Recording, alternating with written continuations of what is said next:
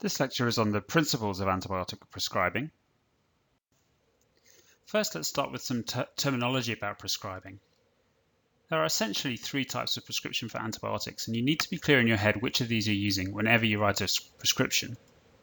The first is prophylaxis, which is when antibiotics are given before exposure to a bacteria to prevent infection occurring in the first place. The second is empiric therapy.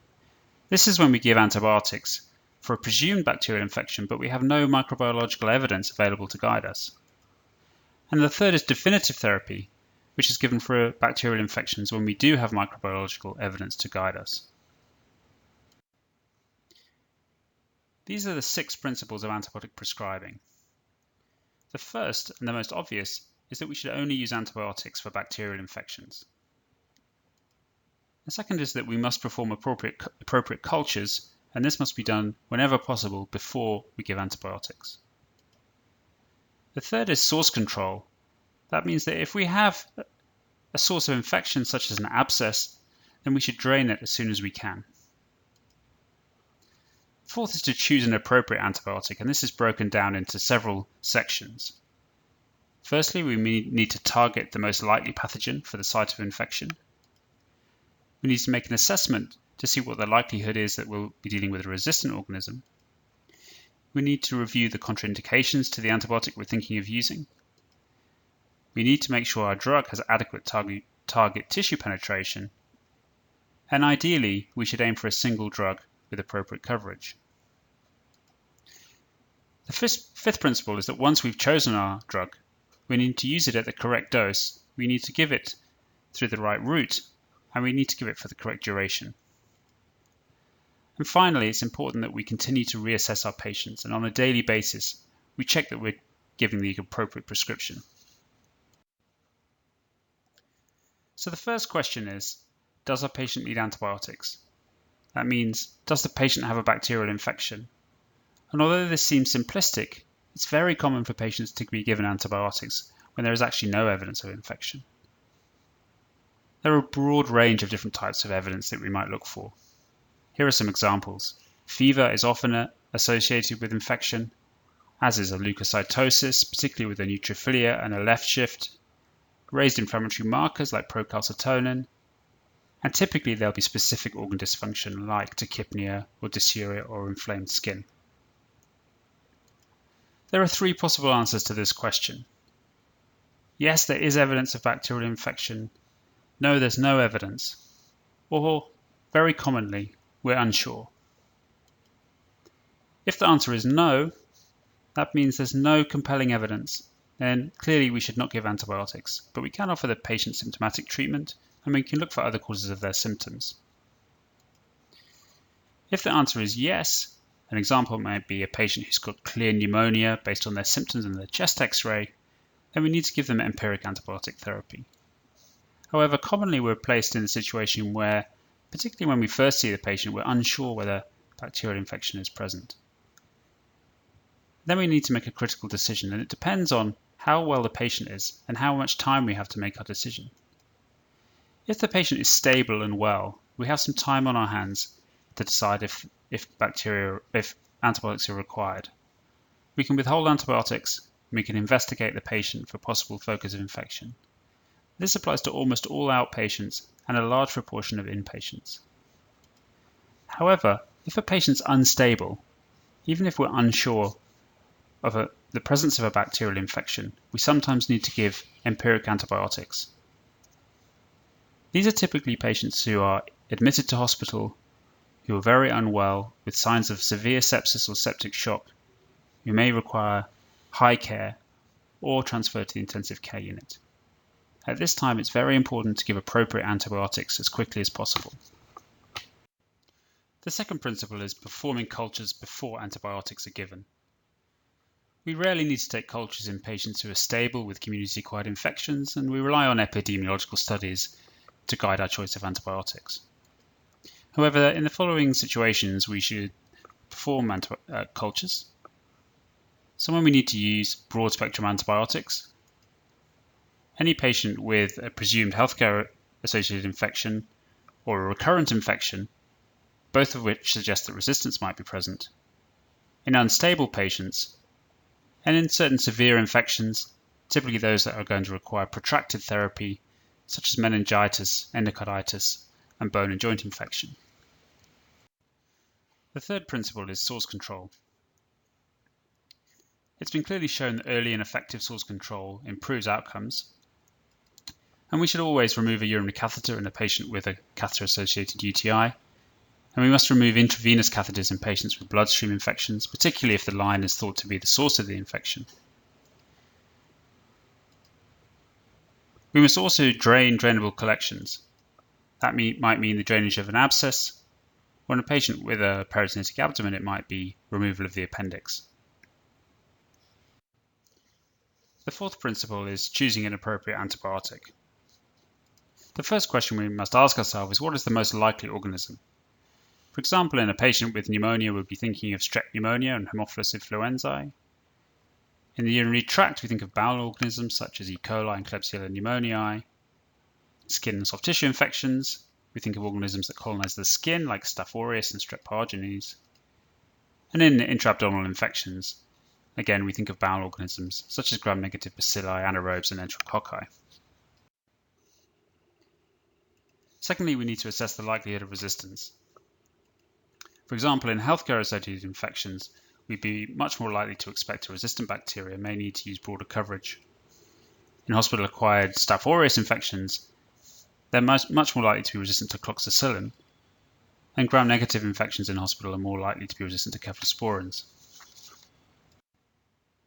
We must then review specific contraindications, the first being allergy. We need to avoid antibiotics in patients who've had a previous type 1 hypersensitivity reaction. That means anaphylaxis, angioedema, urticarial rash, and bronchospasm. In other hypersensitivity reactions, such as maculopapular rash to penicillins, patients may be able to tolerate similar drugs, in this case, third or fourth generation cephalosporins. We also need to think about toxicity, and some antibiotics cause direct dose-dependent toxicity. For example, we wouldn't use an aminoglycoside in a patient with renal impairment, because we know it causes dose-dependent toxicity. We next need to choose a drug with adequate target tissue penetration. This table is an example showing that different antibiotics have different penetrations into tissues, and so you'll get different levels depending on what you're trying to treat. Next, we should aim for a single drug with a desired spectrum of activity. Occasionally, we need to use a second agent. This is when the effects are thought to be additive, such as when we add gentamicin in patients with endocarditis. And more than one agent may be necessary if we're considering multiple organisms. For example, we may add a macrolide to treat atypical organisms in patients with severe community-acquired infection. And also if we think it's polymicrobial infection, so more than one organism causing the infection, we may need to use more than one agent. The fifth principle is that we need to choose the correct dose, because inadequate dosing reduces efficacy and can also select out for resistance, whereas excessive dosing can increase toxicity and increase costs. There are some antibiotics where we need to make adjustments to the dose. There are many that need to be dose adjusted when renal function is impaired. Some drugs are weight-based, such as vancomycin. We sometimes need higher doses for adequate tissue penetration, so we use higher doses of cephalosporins, for example, in patients with meningitis. And we also need the correct dose in critical illness. Often patients in intensive care who are extremely unwell require higher doses than other patients. Next, we need to give the antibiotic by the correct route. The evidence base regarding the indications for intravenous therapy are limited, but we do tend to use IV therapy when we require high tissue penetrations, for instance in endocarditis or meningitis, and we tend to use it for serious infections. However, the evidence backing this is fairly limited. When we do use intravenous therapy, we should aim to switch to oral antibiotics as soon as possible. This reduces cost, can reduce length of stay, and it reduces drip site infections because we're able to remove the line. In order to determine if an IV to oral switch is possible, we need to be sure that we're not treating an infection for which IV antibiotics are required, such as meningitis and endocarditis. We need to be sure that there's an oral antibiotic available with the appropriate coverage. The oral route needs to be available in the patient. That means they must be able to swallow and absorb. And there are some broad clinical guidelines for when we can make this switch. Generally, if the patient's been apyrexial for 24 to 48 hours and has shown some clinical improvement, it's safe to make that switch. We then need to choose the correct duration for our antibiotic. One of the commonest questions that we hear on antibiotic stewardship rounds is, how long should I treat this patient for? The answer is that the evidence base is surprisingly limited, and often we're not really clear on exactly how long we should treat patients for. And many studies need to be done so that we can make these decisions based on solid evidence. However, when studies have been done, in general, it's been found that shorter durations are non-inferior to standard durations, and so we can usually be confident in stopping antibiotics early. There are recommendations for specific infections, and you'll find these in the upcoming chapters, and when these recommendations are given, you should stick to them. However, if there are no specific recommendations, then there are some things that can broadly help. So usually, if a patient's been apyrexial for 48 to 72 hours, the white cell count or the inflammatory markers are improving, and the patient has shown clinical improvement, then generally it's safe to stop antibiotics at that point. The final principle of antibiotic prescribing is to reassess your patient daily. Begin by assessing the route of delivery of the antibiotic. Check if there truly is an indication for intravenous therapy, and as discussed previously, aim for a switch to oral as soon as possible. Review the dose of antibiotics, that is appropriate for the patient's weight and their current renal function, and it's being given at the correct dosing intervals. Review the duration of antibiotics and see if it's safe to stop. Remember, antibiotics don't have to be given for a round number of days, such as 7, and can be stopped at any point when it's safe to do so, as discussed in the previous slide. And always aim for de-escalation. Whenever microbiological evidence is available, then aim to switch the patient to the narrowest spectrum antibiotic you can that will treat the infection. So in summary, the main considerations when prescribing antibiotics are: does the patient have sufficient evidence of bacterial infection to begin with? What are the likely pathogens to cause that infection? Is there a source of infection that can be controlled? What is the most narrow spectrum antibiotic that will reliably cover the likely pathogens? Have I reviewed contraindications to prescribe the correct dose and route? And I must regularly reevaluate the delivery dose duration and also de-escalate whenever possible.